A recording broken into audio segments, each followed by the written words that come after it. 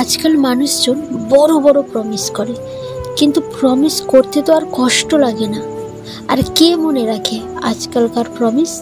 যখন একটা সম্পর্ক শুরু হয় তখন অনেক বড় বড় কথা বলে প্রমিস করে, নিজেকে মহান করার চেষ্টা করে তার ভালোবাসার মানুষের কাছে। কিন্তু যখন প্রেমটা একটু পুরনো হতে শুরু করে তখন সব প্রমিস, সব প্রতিজ্ঞা ভুলে যায়। তাই আজ আর ইচ্ছাই করে না ভালোবাসতে। কিন্তু আমি তো শুধু একটু ভালোবাসতে চেয়েছিলাম।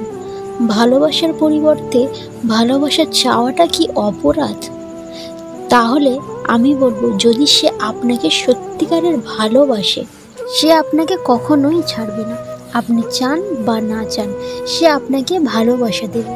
কিন্তু যদি আপনাকে ভালোবাসা চাইতে হয়, তাহলে আপনাকে বুঝতে হবে আপনি যে সম্পর্কের মধ্যে আছেন সেই সম্পর্কটা ঠিক নেই। আপনি তাকে এসএমএসের পর এসএমএস করেই যাচ্ছেন, সে আপনার এসএমএস সিনও করছে না। হয়তো আপনি 100টা এসএমএস করার পর সে হয়তো একটা রিপ্লাই দিল। তাকে 100 বার কল করলেন, কিন্তু তার তো কল ধরার সময়ই নেই। একটা কথা মনে রাখবেন, যার সাথে আপনার প্রেম হবে সে আপনার সব থেকে প্রিয় মানুষ। সে ছাড়া আর কেউই হতে পারে না। কিন্তু যদি সে তার প্রিয় মানুষ ছাড়া অন্য কিছুতে বেশি গুরুত্ব দেয়, তাহলে আপনাকে বিশ্বাস করতে হবে আপনাদের মধ্যে সত্যিকারের প্রেমই হয়নি। যে আপনাকে সত্যিকারের ভালোবাসবে সে সবসময় এটা চাইবে যে আপনার সাথে সব সময় বেশি সময় কাটাতে। আপনি তার থেকে দূরে থাকলে সে সেটা সহ্যই করতে পারবে না। আর আপনার ভালোবাসার মানুষের মধ্যে যদি এরকম কিছুই না দেখতে পান, আপনাকে শুধুই অবহেলা করছে, তাহলে আমি বলবো নিজেকে পরিবর্তন করুন। কিন্তু আপনি কি করেন? নিজেকে পরিবর্তন করার তো দূরের কথা, আপনি ভিখারির মতো তার কাছে সময় চাইছেন। আর পাগলের মতো এসএমএস করছেন, পাগলের মতো ফোন করছেন, পাগলের মতো তার জন্য অপেক্ষা করছেন সে কখন ফোন করবে, তার সাথে কখন দেখা করব, সে কখন বলবে। এত কিছু করছেন, কার জন্য করছেন? তার জন্যে। এটা কি ভালোবাসা? আপনার কি চোখ অন্ধ হয়ে গেছে? আপনি কি কিছুই দেখতে পাচ্ছেন না? কেন তার পিছনে কুকুরের মতো পড়ে আছেন, যার কিছুই যায় আসে না আপনার কোনো কথাই? আর আপনি কত কষ্ট সহ্য করবেন আর নিজেকে কত কষ্ট দেবেন? এবার তো বন্ধ করুন, নিজেকে সামলান। আপনি কি ভাবছেন? সেই মানুষটা ছাড়া আপনার জীবন পুরোপুরি শূন্য। আপনার জীবনে কিচ্ছু নেই। এই প্রেম ছাড়াও, এই ভালোবাসা ছাড়াও আপনার জীবনে অনেক কিছু আছে, যা এই সব থেকে অনেক বড়। মনে রাখবেন, আপনি যখন কারোর সাথে সম্পর্কে থাকেন, যখন আপনি তাকে সময় দেন, তাহলে আপনি তাকে জীবনের ওই অংশটা দিচ্ছেন যা আপনি আর কখনোই সেটা ফেরত পাবেন না। সে যখন আপনাকে ছেড়ে দিয়ে চলে যাবে, আপনি কিন্তু ওই সময়টা ফিরে পাবেন না। জীবন অনেক মূল্যবান, অনেক সুন্দর। এই সুন্দর জীবনটাকে এইভাবে নষ্ট করবেন না। এইবার ওই পুরনো কথাগুলোকে ছেড়ে নতুন করে জীবন শুরু করুন। লোক বলে, যাকে আমি ভালোবাসি তার কাছে সব কাজের জন্য সময় আছে। আপনি কি দেখতে পান না যে তার আপনার প্রতি ইন্টারেস্ট নেই?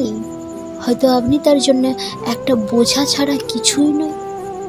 অনেক হয়েছে, এবার তো একটু নিজেকে বোঝানোর চেষ্টা করুন যে আপনাকে সত্যি ভালোবাসবে, সে তার নিজের হাজার কাজ থাকলেও সেই সব কাজ শেষ করে সবার প্রথমে আপনাকেই মনে পড়বে, আপনাকেই সে গুরুত্ব দেবে, সবার প্রথম আপনার কাছে আসবে। কিন্তু তার ফোনে আপনার নাম্বার যদি সবার শেষে আসে, তাহলে এমন সম্পর্ক থেকে দূরে থাকাটাই আপনার অনেক ভালো হবে। আর একটা সম্পর্কের মধ্যে খুব কমন জিনিস দেখা যায়, কি সেটা হলো একটা সম্পর্ক প্রথমে দুদিক থেকেই গড়ে ওঠে, কিন্তু তারপরে সম্পর্ক একতরফা হয়ে যায়। একজন প্রেমে পাগল হয় আর অন্যজন তার এই প্রেমে পাগল হওয়াটাকে নিয়ে মজা হিসাবে নেয়। এটা কিন্তু অনেক কঠিন যে দুজনের মধ্যে সমান প্রেম থাকবে। আর এই একতরফা ভালোবাসার জন্যে দায়ী কেবল আপনি।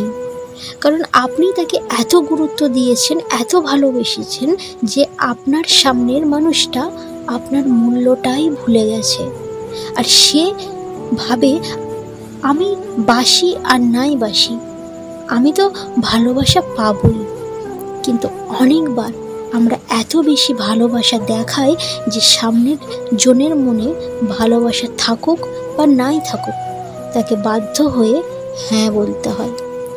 আপনি কাউকে এতটা ভালোবাসার আগে তার মনের কথাটাও জানুন। তার মনে কি আছে সেটা জানার চেষ্টা করুন। তার চাহিদাটা কি, তার ইচ্ছাটা কি সেটা জানুন। সে কি আপনাকে সত্যিই চায়? যদি আপনি কারোর পিছনে জোর করে পড়ে থাকেন আর সে যদি পাত্তাই না দেয়, তাহলে মন তো ভেঙে যাবেই। আপনার অতিরিক্ত ভালোবাসা দেখানোর জন্যে আপনার সামনের মানুষটা ভয়ে বলতেই পারে না যে সে আপনাকে ভালোই বাসে না। আর তারপরে মিথ্যা সম্পর্ক চলতেই থাকে।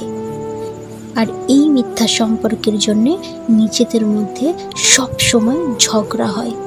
এমনকি আপনি সব সময় কনফিউশনের মধ্যে থাকেন। মনের মধ্যে একটা প্রশ্ন ঘুরপাক খায় যে যাকে আপনি মন থেকে এত ভালোবাসেন সে কি আপনাকে সত্যি ভালোবাসে নাকি বাসে না। এই জিনিসটা আপনার মনের মধ্যে সন্দেহ হয়। আর এই বিষয়টা নিয়ে যখন আপনি অন্যদেরকে জিজ্ঞাসা করবেন, আপনার মনের মধ্যে কনফিউশনটা আরও বেড়ে যাবে।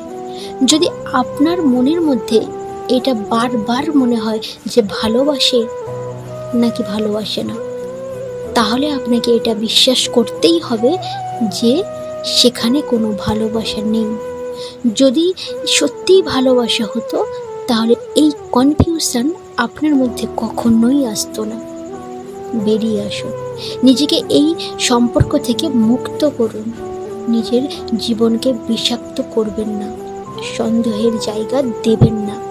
তা না হলে একে অপরের প্রশ্ন করা শুরু হবে, ফোন চেক করা শুরু হবে, প্রতিটি বিষয়ে খেয়াল রাখা শুরু হবে।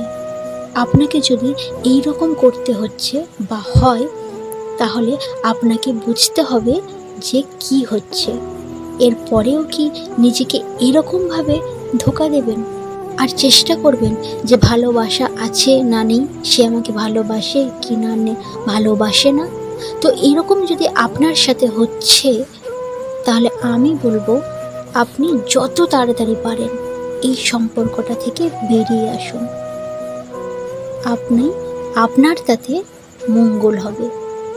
সে আপনার যোগ্যই ছিল না, আপনার জন্যে অন্য কেউ অপেক্ষায় আছে।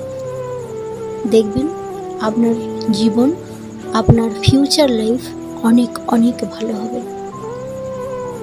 কথাগুলো যদি ভালো লাগে তাহলে লাইক করবেন, কমেন্ট করবেন, শেয়ার করবেন। প্লিজ চ্যানেলটিকে সাবস্ক্রাইব করে পাশে থাকবেন। সুস্থ থাকবেন, ভালো থাকবেন। ধন্যবাদ।